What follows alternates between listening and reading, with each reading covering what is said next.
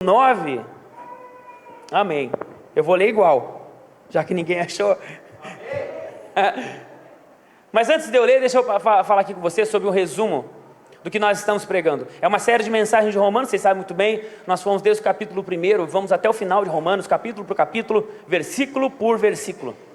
Nós entendemos desde o início, capítulo 1, nós entendemos quando Paulo se apresenta, diz quem é, fala da cidade de Roma como a cidade era, uma cidade extremamente promíscua e desigual, bem parecida com a gente, uma cidade perdida, uma cidade ruim, difícil. Paulo diz, avisa, anuncia para todos que ele se torna um servo por opção, porque ele é filho, tem direitos de filho, mas mesmo sendo filho, ele se submete a um estado de servo, servo por opção. Ele se coloca nessa condição. O servo é diferente do filho. O filho tem às vezes a opção de sim ou de não. O seu filho diz não para você. Seu filho reclama, seu filho diz não às vezes. Um servo não. É muito nítido isso, eu não vou repregar, mas é só para lembrar.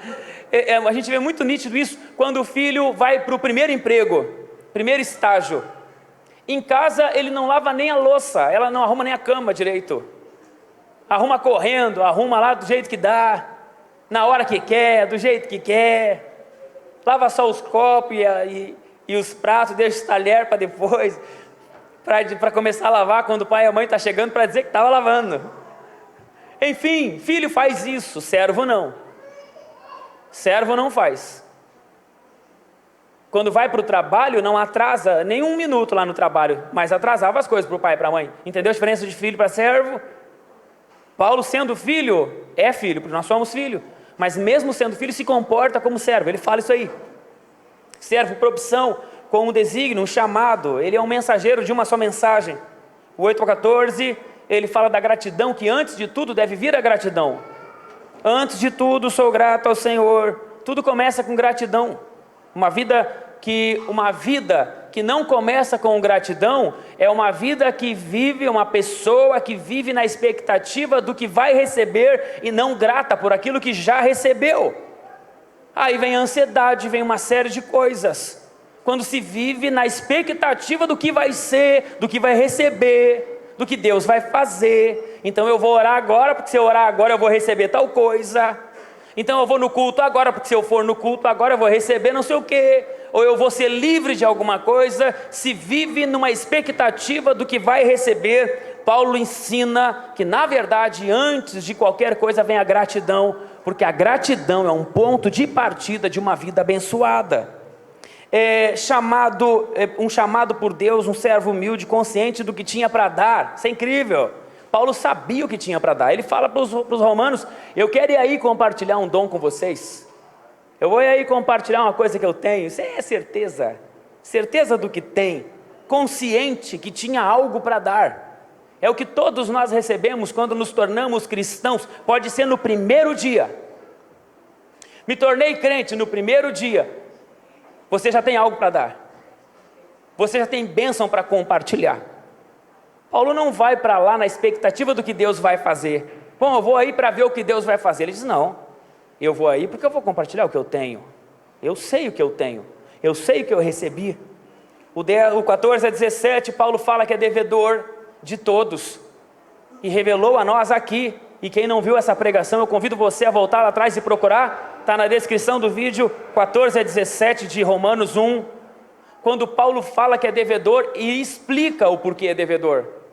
É como um proprietário de uma cisterna abundante de muita água num deserto com um monte de gente com sede. Tem água para ele e para milhões de pessoas a vida inteira. E na frente dele, uma multidão de pessoas sedentas sem água passando na frente. Deixa eu falar um negócio para você. Se você tem uma fonte na sua casa e o mundo está em sequidão e não tem o que beber e gente morrendo de sede, você é devedor deles. Você deve a eles. É esse conceito de dívida que Paulo fala. Ele entende o que recebeu e olha um mundo seco, vazio, cheio de desamor, todo angustiado, um mundo sofrido, com gente seca por dentro e ele é abundante. Então ele fala que é devedor, como nós também somos devedores. Paulo não tem vergonha, ele não se coloca, ele não se sente num estado menor por ser do Evangelho. Um estado que nós não devemos estar, porque a vergonha é uma consciência, é uma preconcepção de um estado menor. É quando você, com as suas limitações culturais, como eu, limitações financeiras, como a maioria de nós, é convidado para um jantar chique.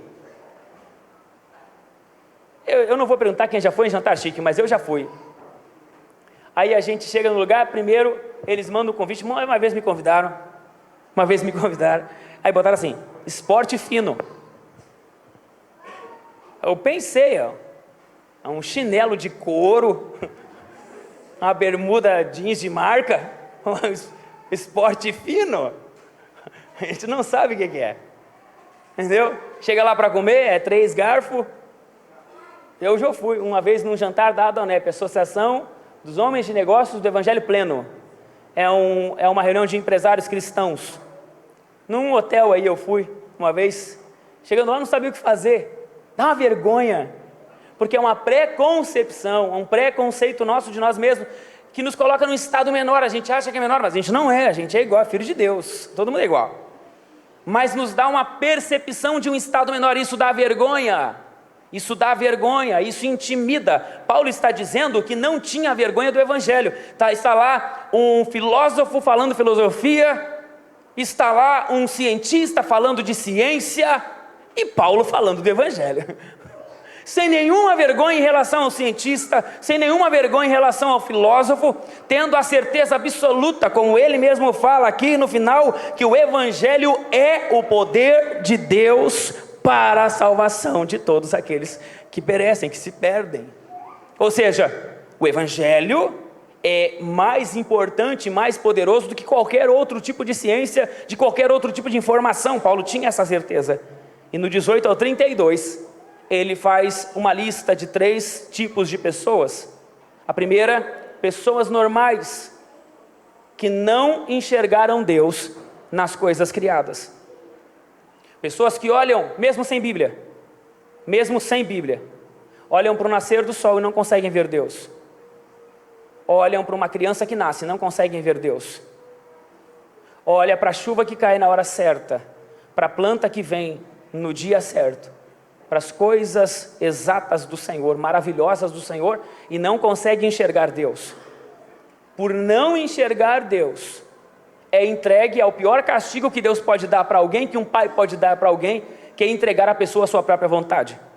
É o pior castigo que alguém pode dar para a gente, ou que Deus também pode dar para nós, é entregar a gente à nossa própria vontade. Quer fazer? Faz. Quer viver assim? Vive. Quer trair? Trai. Quer roubar? Rouba. Quer se entupir de droga? Se entope. Vai, faz. Pior castigo que Deus pode dar para a gente é deixar a gente fazer o que quer, porque a gente entra na prisão que nós chamamos de liberdade, mas a liberdade é a prisão da vontade. O que nós chamamos de liberdade é prisão da vontade, porque não conseguimos fazer fora daquilo que a gente quer. Entendeu? Entendeu não? Fez sentido para você?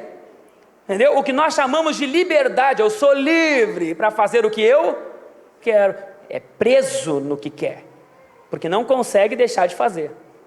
Então Paulo, ele fala sobre essas pessoas. Primeiro grupo, receberam conhecimento de Deus através da criação e não deram a mínima, não ligaram. Por isso trocaram a verdade de Deus pela mentira. Não disseram para tudo criado, disseram assim, tem um Deus. Não, fizeram uma coisinha, uma estátua, fizeram uma coisinha qualquer e disseram, isso é Deus. Trocaram a natureza, nasceram assim, mas mentem para si mesmos acreditando que são de outra forma. E por aí vai. Segundo grupo, os homens moralistas, aqueles que se acham mais santos do que os outros. Paulo fala sobre eles, que julgam os outros, chamando eles de errado, quando eles mesmos fazem a mesma coisa. E o terceiro grupo são os judeus, que eu não vou falar sobre eles, porque é muito específico. Romanos capítulo 2, do 17 até o 8, é muito específico para os judeus. Então nós vamos lá para o 3, versículo 9, que diz assim, o versículo 9 diz assim, o que concluiremos então? Estamos em posição de vantagem? Não. Já demonstramos que tanto judeus quanto gentios estão debaixo do pecado. Debaixo do pecado. Paulo está informando, depois de fazer essa distinção, essa clareza de que todo mundo é pecador. Paulo fala que não tem vantagem nenhuma, tanto judeu quanto gentil está debaixo do pecado, e a palavra debaixo do pecado, aqui escrita, não é debaixo como se fica debaixo de uma marquise, ou de um guarda-chuva.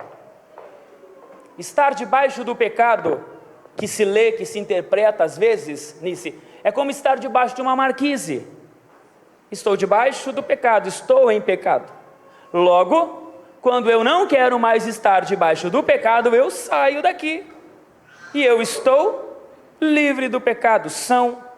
Não é isso. Não é estar debaixo de uma marquise, não é estar debaixo de um guarda-chuva, é estar debaixo de um domínio intransponível. O pecado é algo que nos cobre, que nos impossibilita, é um limitador para toda a raça humana, judeus, gregos, todos. Todo mundo está debaixo dessa cobertura que Paulo fala. Todos estão debaixo do pecado. É um obstáculo insuperável. O pecado é algo que não dá para superar, como está escrito, e Paulo vai dizer isso. Paulo vai invocar textos de toda a Bíblia, de Salmos, de Isaías. Ele vai chamar esses textos lá de trás, de 1000 anos, 500 anos antes, para trazer para cá, para provar para todo mundo que todos estão debaixo dessa cobertura chamada pecado, desse impedimento chamado pecado. E Paulo fala primeiro, começa dizendo no próprio 10, não há nenhum justo, nenhum sequer.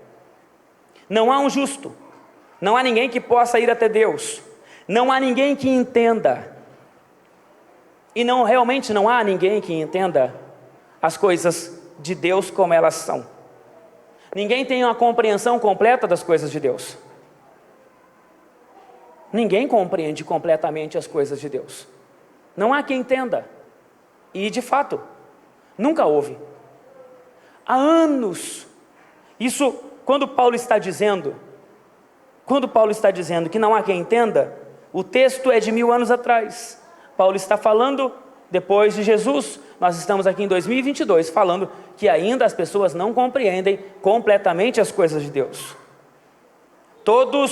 O 12, todos se desviaram. Não, antes, o 11. Não há ninguém que entenda, ninguém que busque a Deus. E realmente, não há quem busque a Deus. As pessoas buscam as coisas e não Deus.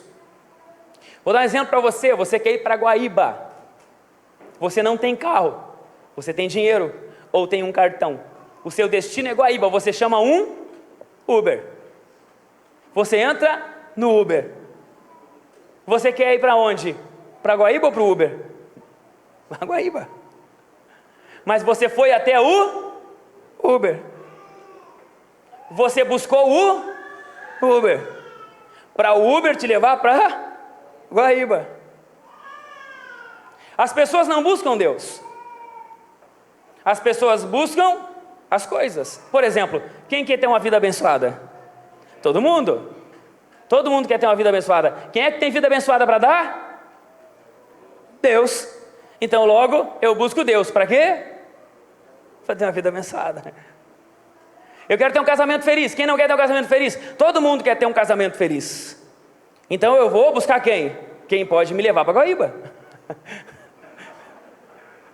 Eu vou buscar quem pode me levar para o casamento feliz. É Deus. Então, na verdade, a grande maioria arrasadora de crentes e não crentes, não busca a Deus, busca as coisas através de Deus. Deus se torna um veículo. Quando Paulo fala que não há quem busque a Deus, realmente não há. A maioria das pessoas arrasadoramente não procuram o Senhor, procuram o Senhor para alguma coisa. Paulo está dizendo isso já é muito antigo. O 12, todos se desviaram, tornaram-se juntamente inúteis. Ou seja, no desvio de todos, aconteceu uma inutilidade. Desvio fala de caminho, fala de rota, fala de processo. Alguém já fez pão aqui? Pão de casa? Quem sabe fazer pão de casa aqui? Deixa eu olhar bem, peraí, fica com a mão em pé, fica com a mão em pé. Tô brincando. Mas eu já gravei. O pão de casa, para ser feito, tem um processo. Tem que ser feito através de um caminho, de um processo. E se você fizer o processo do jeito que é para ser feito, no final você chega em um pão. Aí você faz tudo, bota farinha, bota o ovo, bota lá a margarina, leite, sei lá. Mistura tudo, deixa crescer, bota fermento, deixa crescer e no final diz assim, eu não vou botar no fogo não. Não vou botar no fogo. Quem disse que tem que botar no fogo? Ou seja, sai fora do processo, se desvia do processo. Não vou botar fermento não. Quem falou que tem que botar fermento? Não vou botar fermento. Desvia do processo, desvia do processo. No final, aquilo se torna inútil, porque qual utilidade tem aquela mistura toda sem ir para o fogo? Qual utilidade tem aquela mistura toda dura, que é igual isso aqui? Eu gosto tanto de pão de casa que um dia eu comi um desse jeito. Mas foi só um pedaço, no meio ainda por cima, porque as pontas eram inútil. Vocês estão entendendo? Todos se desviaram, tornaram-se juntamente inúteis. Nós nascemos para glorificar Deus na nossa vida. Nós nascemos para anunciar as coisas de Deus. Nós somos a mais bela criação de Deus. Sobre todas as coisas Deus disse, haja, haja, haja, haja, haja. Sobre você, Deus disse, façamos o homem conforme a nossa imagem, a nossa semelhança. Você é a coroa da criação. Você nasceu para que todo mundo olhasse para você. Não é para as coisas. Presta bem atenção no que eu vou falar para você. Não é para um pássaro lindo. Não é para uma ave, para um nascer do sol, que as pessoas deveriam olhar e se admirar. Porque isso foi criado assim, haja. Sabe o que as pessoas deveriam olhar e se admirar? Você. Porque você foi feito diferente. Você, Deus disse, façamos, e Ele fez com as mãos. Você foi feito com as mãos. Sabe qual é o seu resultado se você seguisse o processo? Era que você fosse a glorificação de Deus, e as pessoas olhassem para você e dissem, Deus existe. Glória a Deus. Olha lá, Deus existe, olha lá que beleza, olha lá, olha que atitude, Deus existe. Mas pelo desvio do processo, por achar que nós éramos donos de nós mesmos, pelo desvio do caminho, nós nos tornamos inúteis. Porque agora nós olhamos para as pessoas e, infelizmente, a maioria de nós só vê defeito. E não é porque não tem, é porque tem mesmo. Eu, inclusive, e todos nós. Ninguém está livre disso. Não há ninguém que faça o bem, não há nenhum sequer. Aí você pode olhar para essa palavra aqui e dizer assim, só um pouquinho pastor, pera lá, aí está demais, aí é demais. Não faz o bem? Eu? Logo eu? A Madre Teresa de Calcutá? Logo eu? Que faço bem para todo mundo? Que sou uma pessoa caridosa? Logo eu que ajudo todo mundo? Eu, pastor? Tu vai dizer que eu não sou uma pessoa que faz o bem? Acontece que o parâmetro de fazer o bem que o Senhor está dizendo é o dele, não o nosso. E o dele realmente, eu vou mostrar para você que é difícil. Por exemplo, o mandamento, amar a Deus acima de todas as coisas. O jovem rico, que se apresenta para o Senhor dizendo, eu sei toda a Bíblia, eu obedeço ela, eu conheço os mandamentos. E aí o Senhor diz assim, tá bom, então te falta uma coisa só. E ele pergunta o quê? Pega os teus bens e vende tudo e divide com os pobres. É nesse nível. Fazer o bem é nesse nível. Mateus 5,44. Mateus 5,44. O Senhor diz assim: amem os teus inimigos. Ame os inimigos. E quando ele fala ame os inimigos, é o que está escrito aqui? Amai os inimigos. Não é suportar e nem tolerar. Não é aquela coisa assim, ó, te perdoo, está perdoado, mas sai de perto de mim. Eu te perdoo, mas tu lá e eu cá. Não, isso não é amor, isso é tolerância, isso é suportar. O Senhor está mandando a gente amar os inimigos, amar. Isso é ser bom para Deus. Aí eu pergunto, você conhece alguém que ama inimigo? Eu não conheço. Eu nunca vi. Que ama inimigo? Eu nunca vi. Eu vi perdoar e se retirar. Isso não é amor. Amor é compreensão, amor tudo suporta, amor tudo crê, amor tudo espera, isso é amor. Já viu alguém amar inimigo? Eu não vi. Então você começa a perceber que realmente a régua, ela está muito alta. Seguindo, sua garganta é um túmulo aberto, com a língua enganam. Veneno de víbora está em seus lábios, sua boca está cheia de maldição e amargura. Como eu já falei, esse escrito foi escrito 1000 anos, 500 anos antes de Cristo. E eu pergunto para você hoje, até hoje, qual é o poder que a língua tem para destruição? A língua continua sendo o instrumento mais poderoso para ferir as pessoas, para machucar as pessoas, para destruir as pessoas. A língua continua sendo, deixa eu falar um negócio para você, a língua continua matando crianças que nunca vão ter um futuro feliz, porque foram mortas por dentro por palavras de pai, de mãe, de tio, de tia, que descontam a sua raiva na criança.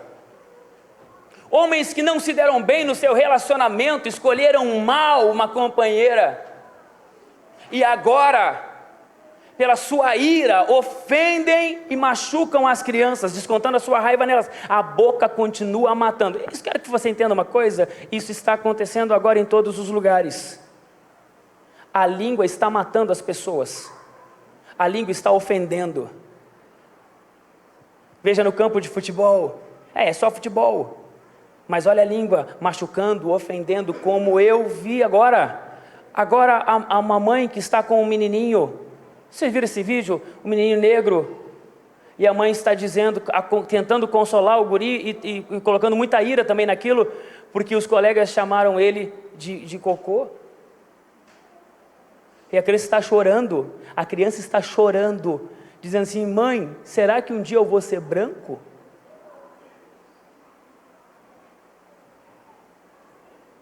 E não tem isso no mundo? Nós podemos dar as costas para isso, mas não hoje.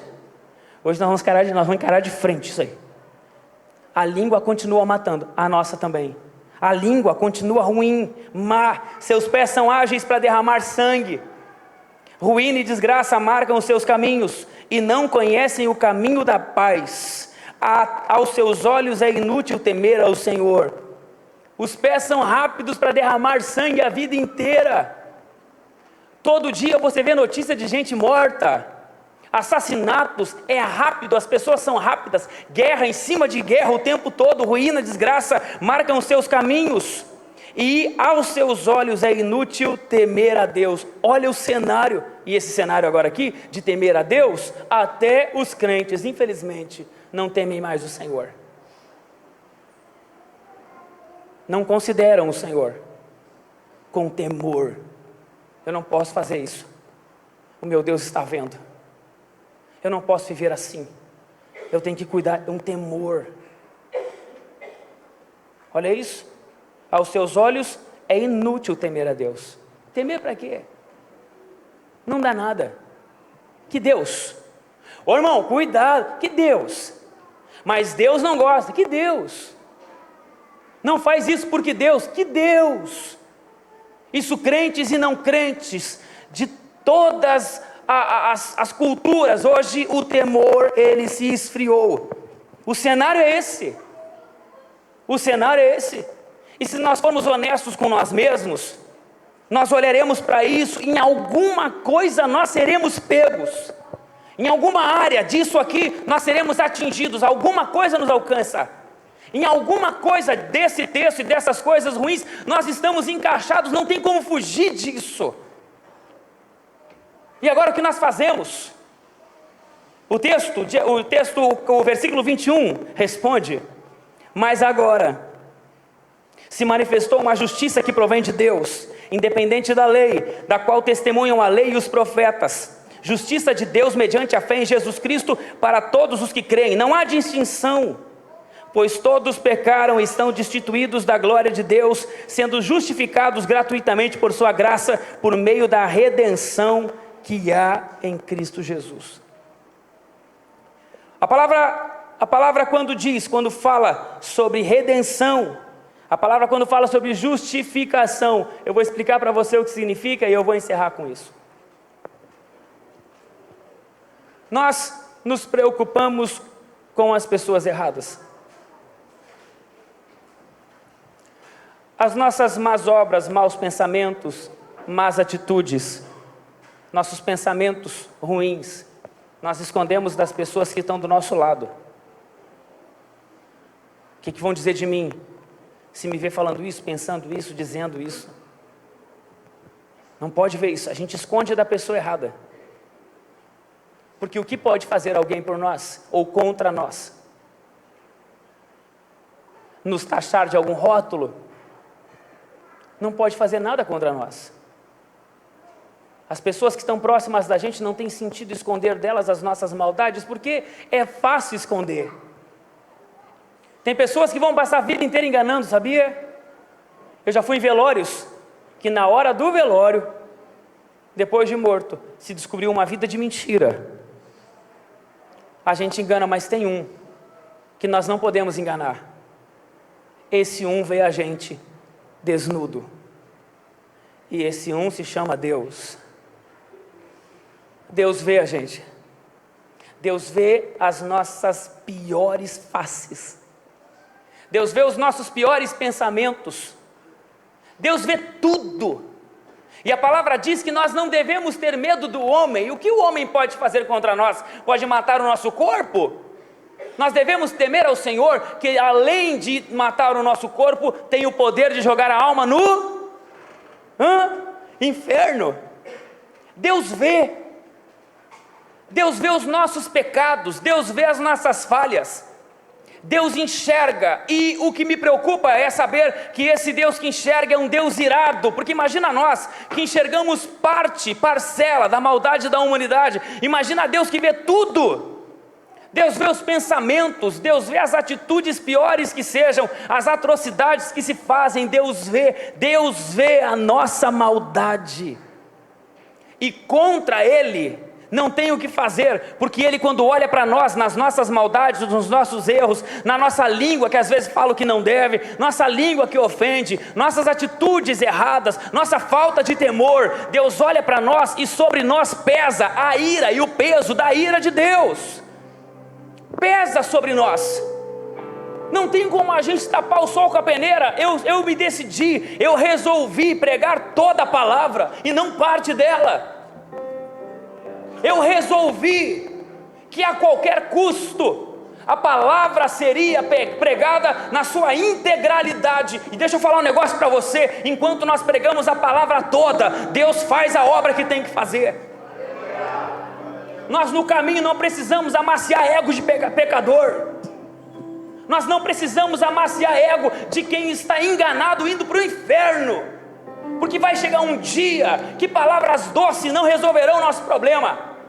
Quando nós encararemos esse Deus que é revoltado contra o pecado e olhar para a gente, e a gente não tem o que fazer. Deixa eu falar para você o que eu falei no início: não tem o que fazer.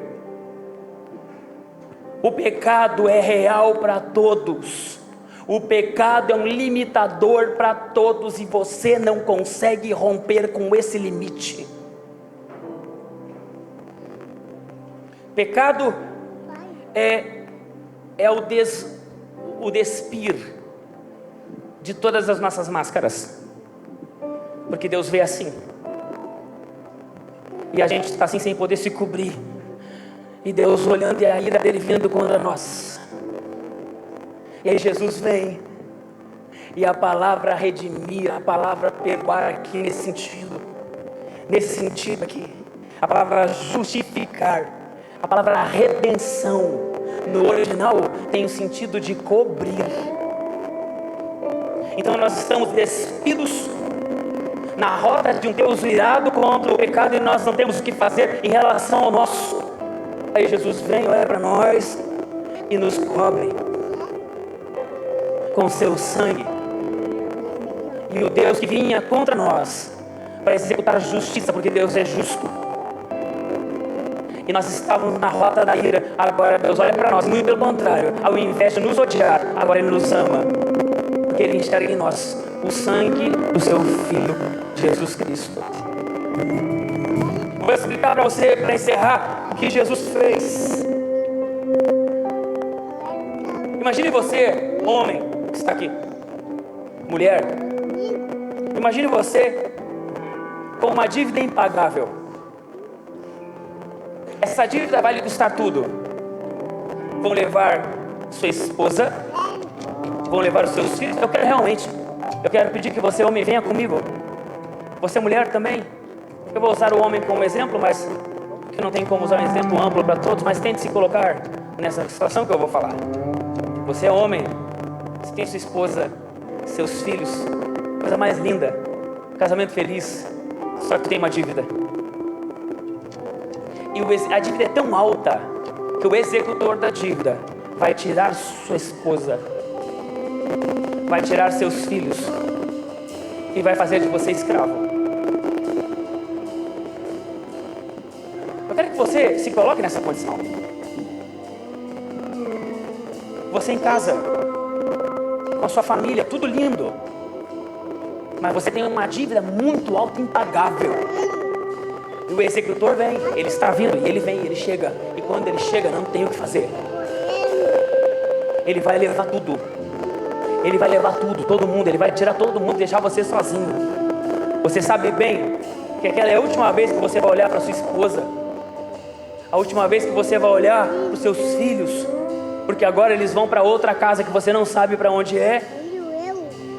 E você vai se tornar escravo. Não sei se você consegue entender a pressão que isso é. Não sei se você consegue entender o quanto isso é terrível, é impagável, Elton. E você tenta negociar e diz, por favor, eu faço o que tu quiser. E a pessoa diz, não paga. Não paga. Eu fico teu escravo, mas deixa a minha família. Não paga. Então leva todos nós para ser escravo. Não paga. O que eu posso fazer? Nada. A sentença está dita. Traz todo mundo para cá e fica tu aí de escravo. É uma condição insuportável. É uma dívida impagável. Mas lá vem alguém, chega naquela cena, na hora do desespero, e pergunta, o que está acontecendo aí? Aí você já se joga no chão, eu não sei, eu não tenho o que fazer. Minha vida acabou, eu não tenho mais saída, eu não tenho como pagar essa dívida. É um desespero. É como alguém à beira da morte, é um desespero, é uma sentença final, não tem o que fazer.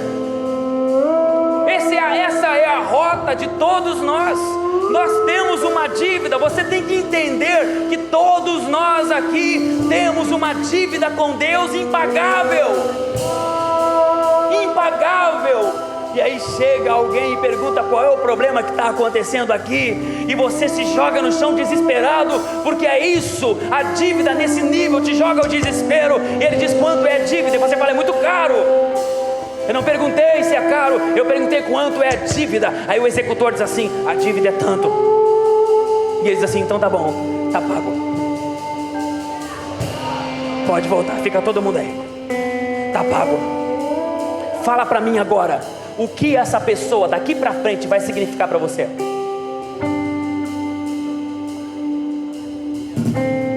Pensa. O que essa pessoa daqui para frente vai significar para você? Quem é ela?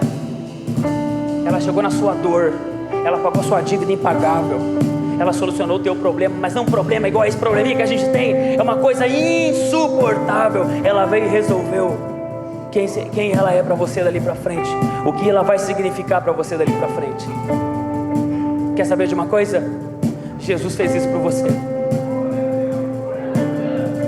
Jesus pagou a sua dívida. Você nunca vai conseguir, escuta aqui, você nunca vai conseguir deixar de falar uma besteira. Você nunca vai conseguir deixar de pensar um pensamento ruim. Você nunca vai conseguir deixar de falar um mal para alguém. Nunca. Você nunca vai conseguir deixar de fazer alguma coisa ou outra que lhe faz um pecador, porque é um peso insuperável. Você não consegue. Você nunca vai conseguir. Mas esse seu pecado, Deus não aceita ele, nunca. Jesus vem e cobre você. E quando Ele cobre você, você é perdoado. Vamos ficar em pé em nome de Jesus.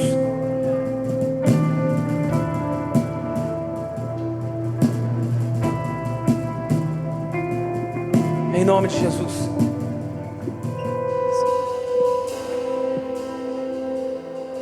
Isso é o Evangelho.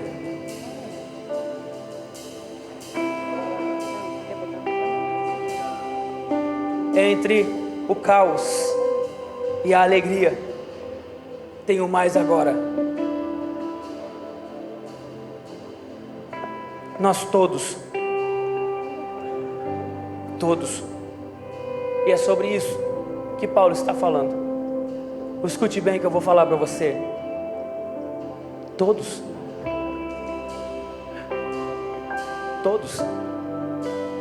pastor, mas eu faço bem. Todos. Pastor, sabia que eu sou crente há 37 anos? Todos. Sabia, seu pastor, que eu sou um padre? Todos. Sabia, pastor, que eu tenho uma ONG que ajuda os necessitados? Todos. Todos. Todos. Todos. Todos estão debaixo do pecado. E ninguém consegue transpor essa barreira. Só Jesus transpõe ela para você. Só Jesus consegue. Feche teus olhos. Feche teus olhos. Eu quero, em primeiro lugar, convidar aqui à frente aqueles que se sentem pecadores e que necessitam da graça do Senhor. É de graça. Você não precisa fazer nada, só tem que aceitar Ele como Salvador da sua vida. Amém, aleluia. Isso. Vem à frente. Há perdão para você na cruz do Calvário. Há perdão para você na cruz do Calvário.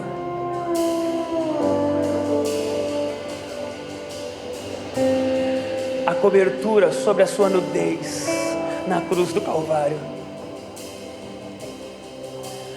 Aleluia. A cobertura de perdão sobre você. Cruz, meu passado, minhas dores e aflições lá na cruz, minha vitória, nova vida, nova história, sangue derramado, preço que foi pago, por amor a mim, por amor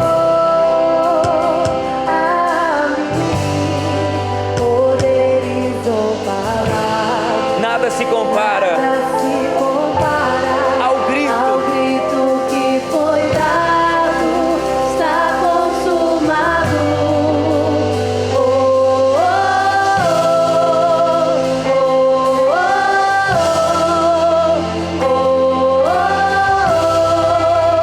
oh, oh, oh.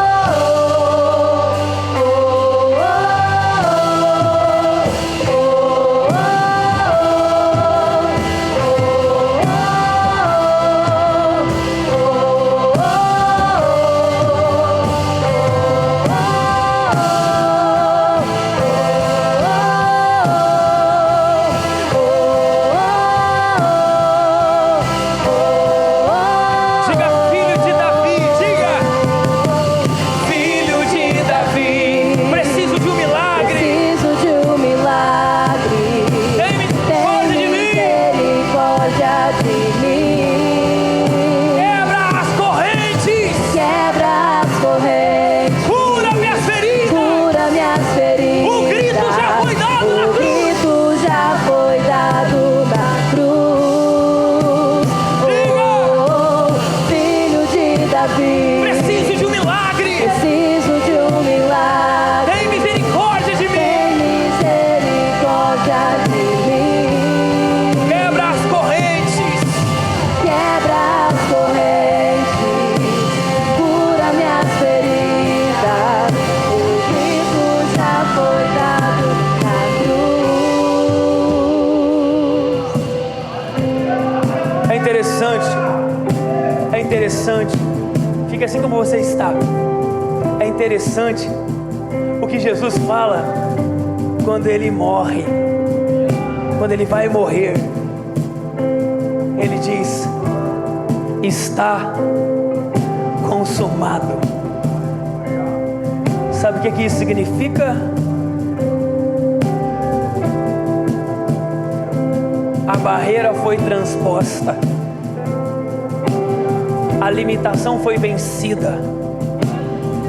A palavra diz que ele venceu o pecado e a morte. Ele venceu o pecado. Ele venceu o pecado.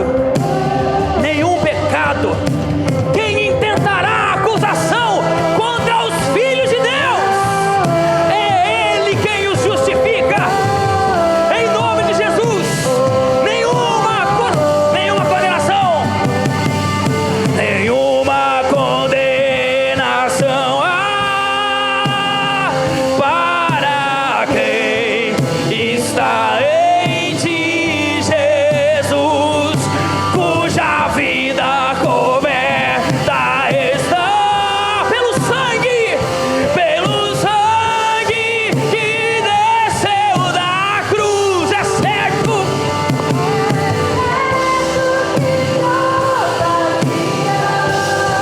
Investidas, tentador, mas nenhuma condenação para quem está em ti. Eu queria convidar alguém para orar com esses irmãos aqui, com essas irmãs. Isso, alguém aqui.